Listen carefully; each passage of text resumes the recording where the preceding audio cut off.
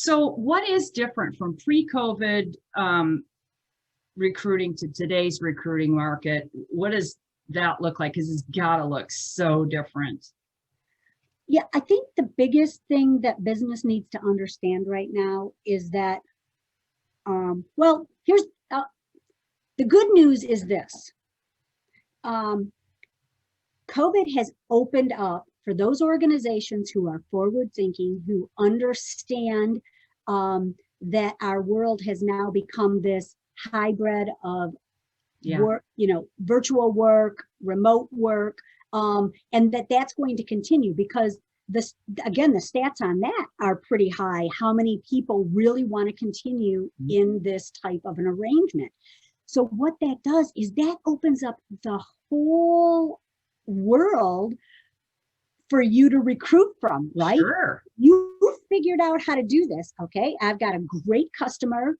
We redefined a role for them. And I mean, originally that had to be an in-office position. Right. If we would have recruited for this a year ago, absolutely. They've figured this out. Yeah. And so we've now hired the best person who lives quite a distance, okay? Yeah. But it works because we've got this fabulous addition to their team, and it's a virtual role now. Right. Absolutely. So that is the good news for those companies that, again, thinking forward. The top news right now, we have you said there's 8 million openings out there, right? We have lost 2.3 million women in the workforce because of COVID. It's heartbreaking. It's so heartbreaking. Trying to be teacher, worker, all of these things has really shrunk our workforce. Sure.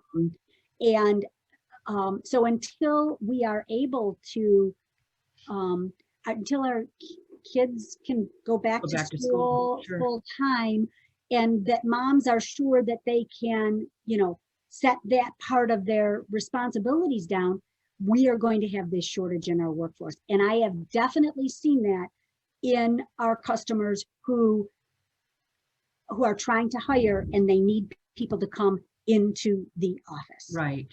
Yeah. Made a huge, it has decreased the candidate base tremendously for those people.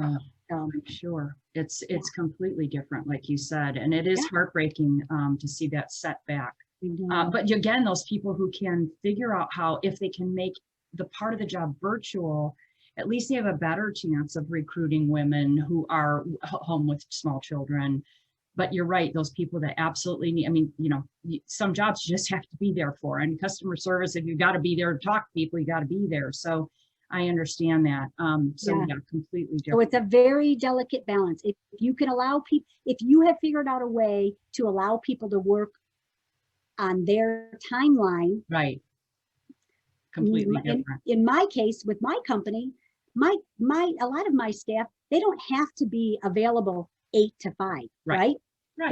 They can do their work on off hours, and it works for them. Yeah, so absolutely. And it works for me. So again, a lot depends on what you've been able to figure out in your thinking going forward on how your workload needs to be performed. Yeah, absolutely. Great point.